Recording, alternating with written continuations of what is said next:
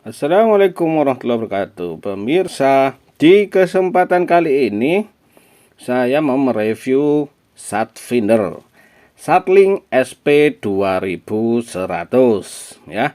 Ini salah satu pencari signal untuk parabola.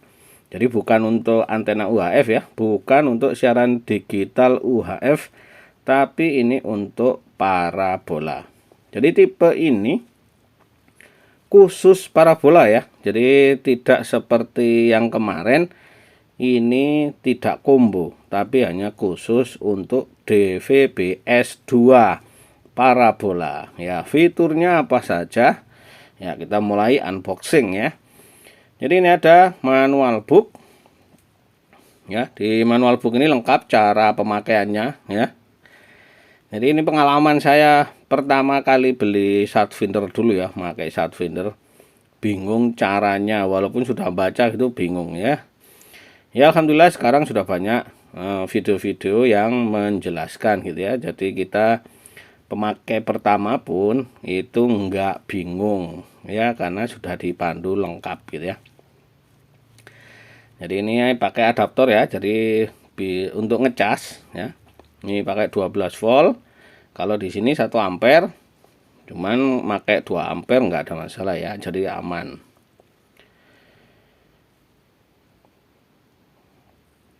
Ya, itu ada RCA ya, RCA dengan jack mini jack ya 3/4. Nah, ini ada strappingnya untuk selempang tas untuk Satfindernya supaya mudah bawanya ketika di atas ya.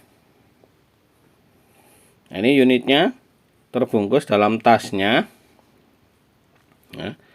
Jadi terbungkus dalam tas.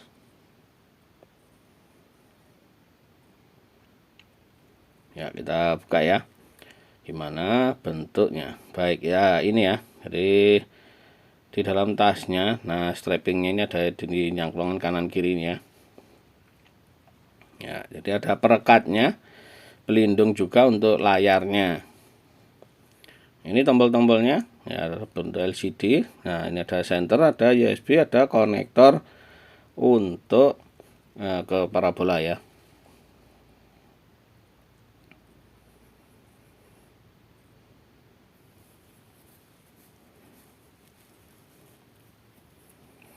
Nah ini untuk konektor ke parabola USB.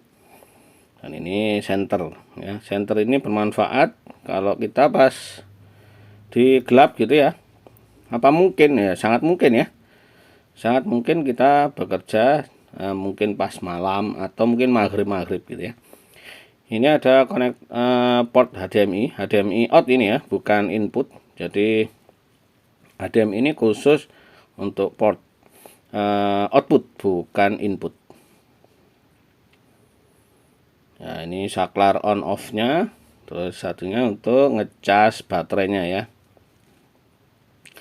Di belakangnya ada lubang-lubang untuk speaker suara ya. Ya, kita buka dia ya biar lebih detail. Ya, gini ya tampilannya ya, tombol-tombolnya. Beratnya berapa ya? Kurang lebih ya enggak sampai 1,5 kilo sih, enggak sampai ya. Ini indikator-indikatornya ya.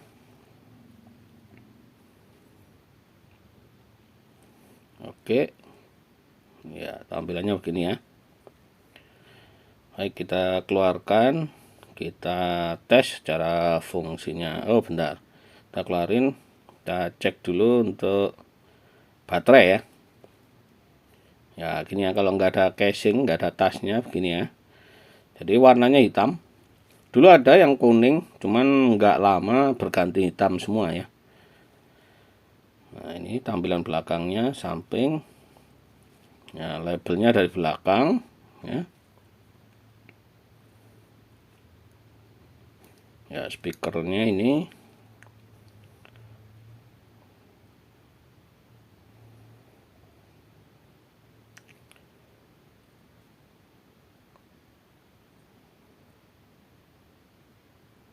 Ya, baterainya ya. Baik, kita coba buka ya.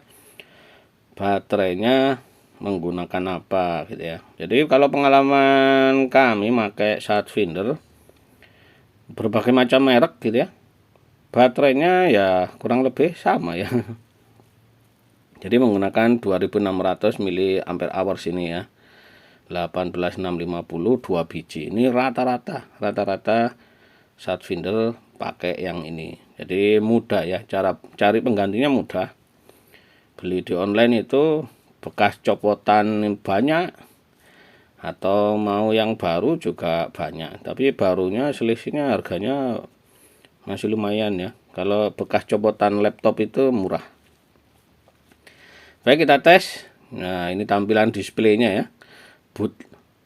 Bootingnya Satlink ya, Satlink SP2100. Nah, ini menyalakan. Pertama kali nyala, nah kita tombolnya nyala juga ya. Tombolnya ini bisa nyala, bisa juga dimatikan. Ini pakai masuk ke menu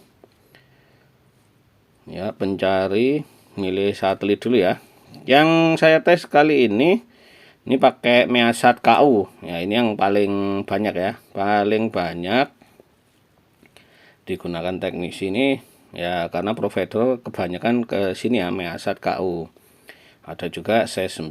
Ini PTV sekarang banyak yang di Measat KU. Baik, ini kita coba blind scan ya, scan buta ya.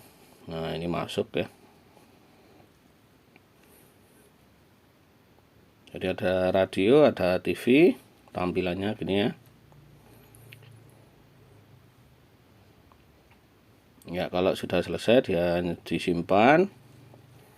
Lalu kita cek keluar gimana. Nah, itu ya, signalnya muncul ya, strength sama kualitinya. Baik, kita cek, kita keluar dulu, kita cek channel-channel yang bisa dibuka. Jadi yang bisa dibuka khusus yang FTA ya, tidak bisa membuka channel-channel yang berdolar gitu ya. Jadi khusus yang FTA, karena ini Measat ada beberapa ya. Nah, ini ya tampilannya, SQ-nya angkanya besar-besar. Nah, ini yang membedakan Satlink dengan yang lainnya. Sangat memudahkan kita saat pointing. Jadi nggak harus mendelik, nggak harus benar-benar kita mendekat gitu ya. Agak jauh pun nggak ada masalah, kita tampilkan angka besarnya. Jadi agak jauh pun nggak ada masalah. Nah, ini tim musik ya, ada beberapa channel FTA di Measat ya. Ini bisa untuk patokan saat pointing ya, sangat membantu kita. Kita cek di Nusantara sama tim musik. Nah, ini Nusantara ya. Jadi FTA. Jadi bisa langsung sekalian nonton gitu ya. Nah, ini quality sama strength-nya muncul gitu ya. Ini pakai chipset GX ya. Jadi nah, ini tampilannya juga chipset GX. Jadi sangat cocok kalau kita pointing yang receiver sekarang ini kebanyakan GX ya. Terutama yang PTV banyak yang GX.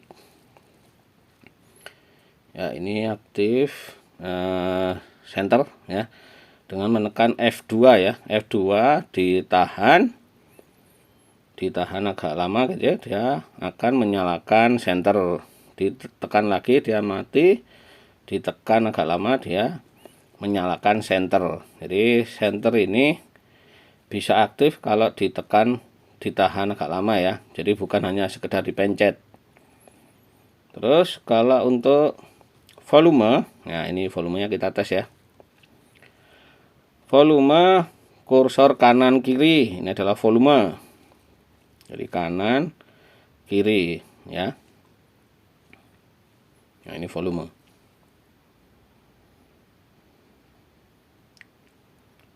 Terus kalau untuk menyalakan tombol atau mematikan tombol atau suara bipnya tombol, itu F3 ya. F3 ditahan, tombolnya akan bisa nyala atau bisa dimatikan. Jadi suara tombolnya itu ya, kalau dipencet pek pek bip bip bip, nah gitu ya. Nah, itu pakai F3. Kalau F4 ya di sini kita praktekkan F4 untuk apa ya gitu ya. Ini mute ya, jadi mute, fungsi mute ya, jadi bisa menonaktifkan suara gitu ya, pakai mute. Nah ini F4 untuk apa? Untuk AV in. Nah jadi kita bisa pointing memanfaatkan layar. Untuk apa sih ini? Nah banyak ya, terutama kita pointing receiver yang frekuensinya tidak mendukung di Satfinder sekarang ini. Misal S-band ya, S-band itu frekuensinya tidak ada di Satfinder sekarang, kecuali Satfinder yang model lama ya, itu ada frekuensi S-band. Kalau tipe-tipe yang sekarang ini S-band itu enggak ada. Nah kita bisa memanfaatkan layarnya, jadi RCA-nya dikonekkan ke receivernya ya, kita bisa memanfaatkan tampilannya ya. Ini saya pakai contoh bukan pointing S-band ya, tapi ini sebagai AV in. Ini koneksi ke STB DVB-T2 ya, atau Evinik. Nah dia pojok kiri bawah itu ada Evinik gitu ya.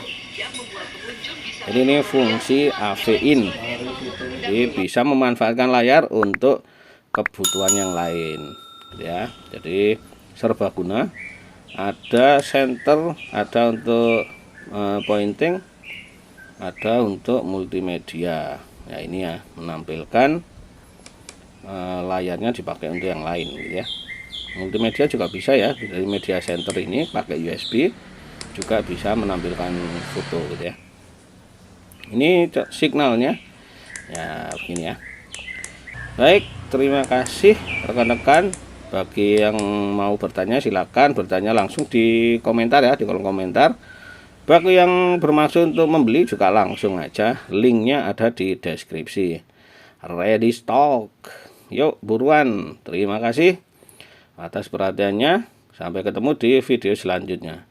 Semoga bermanfaat. Assalamualaikum warahmatullahi wabarakatuh.